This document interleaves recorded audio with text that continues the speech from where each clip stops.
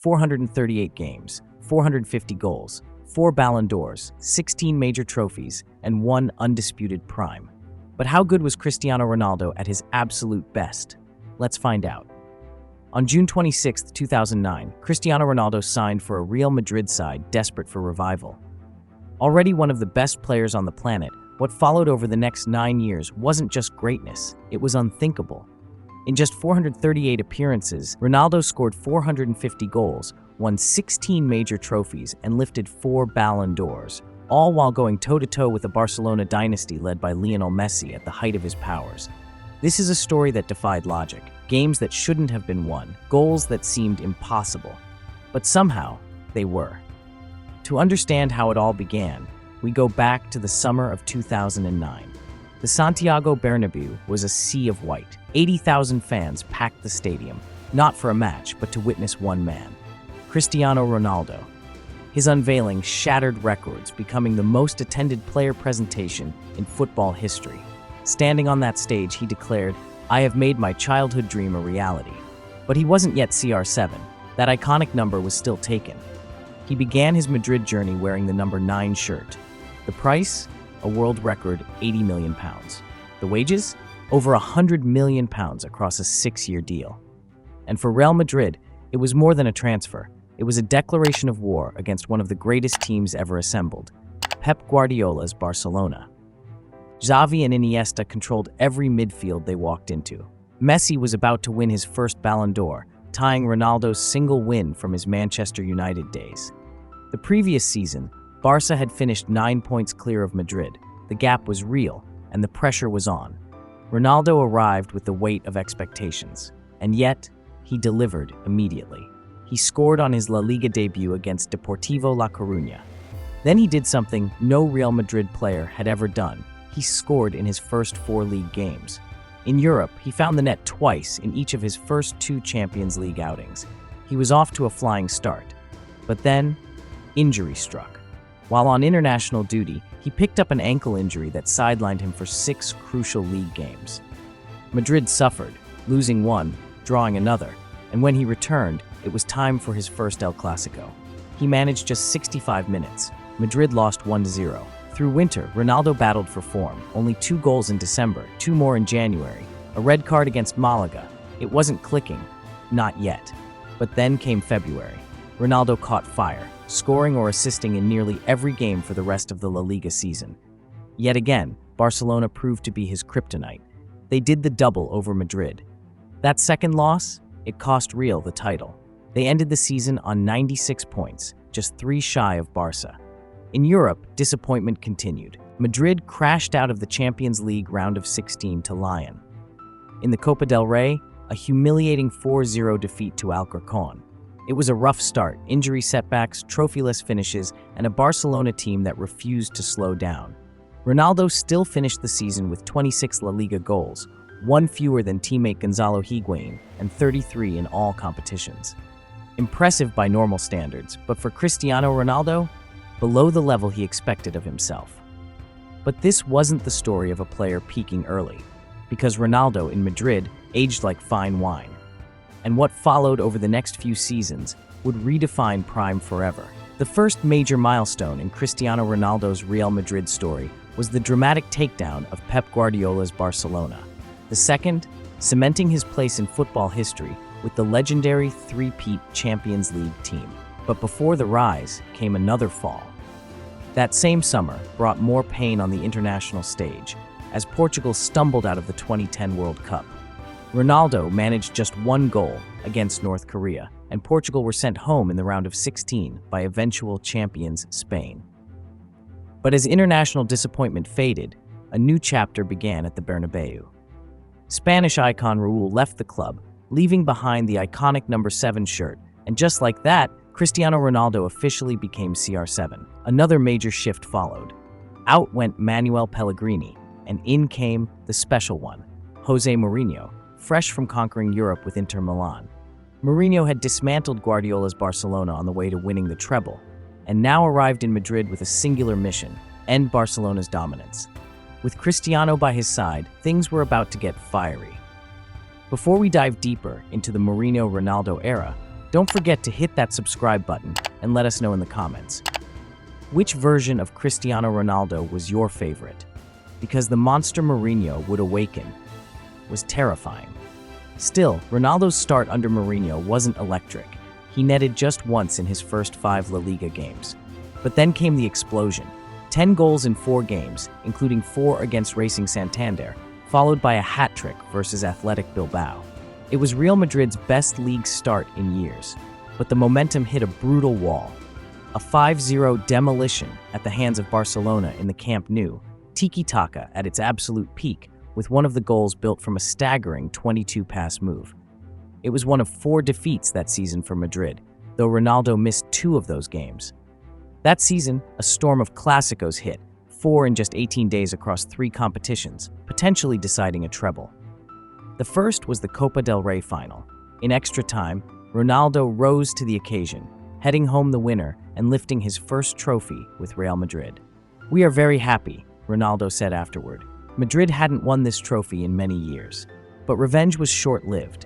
In the Champions League semi-final, Barcelona struck back. Messi's magic sent Madrid crashing out, and Barcelona went on to lift both the league title and the Champions League. For Ronaldo, it was another season overshadowed by Messi, who captured his 3rd Ballon d'Or, taking the score to 3-1 in the Messi versus Ronaldo battle. Still, Ronaldo achieved something historic, becoming the first La Liga player to score over 40 goals in a single season. Then came the 2011-12 season, and this time, Ronaldo was ready for war. He kicked off with a hat-trick against Real Zaragoza.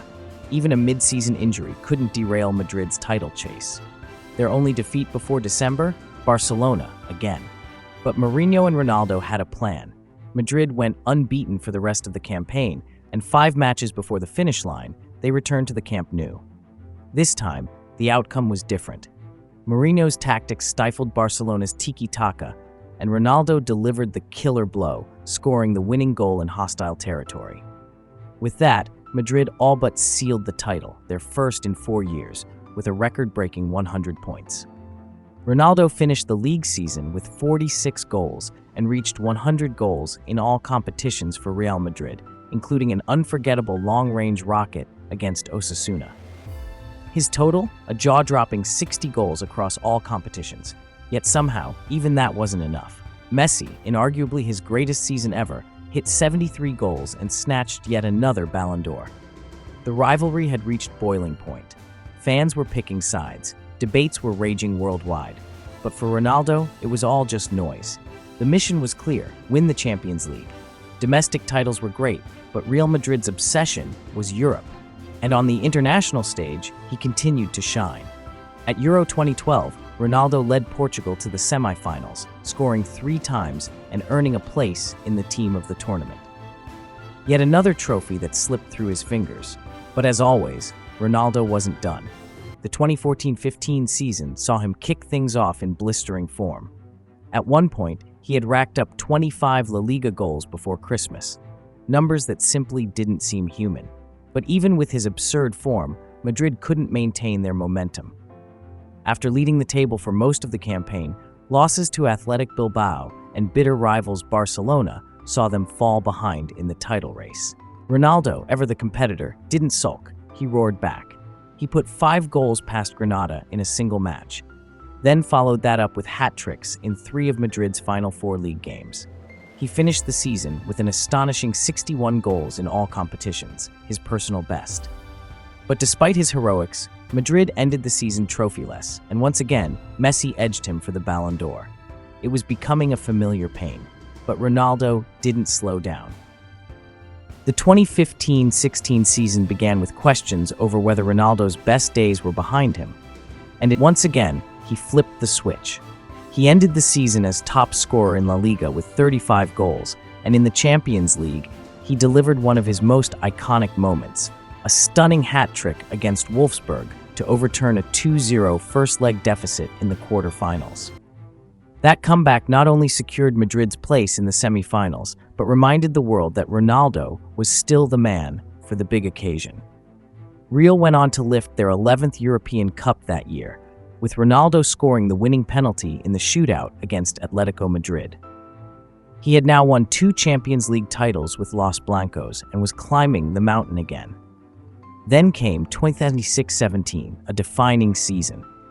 With Zinedine Zidane now at the helm, Ronaldo was managed carefully, rested more often to keep him fresh for the businesses to win Madrid's 12th Champions League and become the first player to score in 3 finals.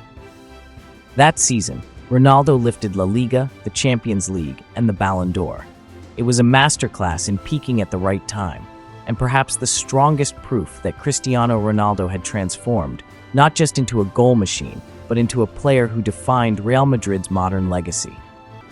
Many had pegged this as a tough, tactical battle between 2 elite clubs, but Ronaldo turned it into a one-man show. He opened the scoring with a brilliant finish, then added another goal to seal the 4-1 victory, ending the night with a brace and being named Man of the Match. That final made Cristiano Ronaldo the first player to score in 3 different Champions League finals, and Real Madrid became the first team in history to win back-to-back Champions League titles in the modern era. By now, Ronaldo wasn't just a superstar. He was the defining player of the Champions League. And as if to stamp his authority further, he kicked off the 2017-18 Champions League campaign with back-to-back braces in the group stage and would once again show up when it mattered most. Real Madrid weren't dominant in La Liga that year, finishing far behind Barcelona, but it didn't matter because they had the best big-game player in the world. The quarterfinal matchup against Juventus delivered perhaps the most iconic moment of Ronaldo's career. In the first leg, he scored twice in Turin, including that overhead bicycle kick, a goal so perfect it stunned the Juventus crowd into applause. Even Gianluigi Buffon could only look on in disbelief. That goal wasn't just a moment of brilliance, it was a message to the world. Ronaldo was operating on another level.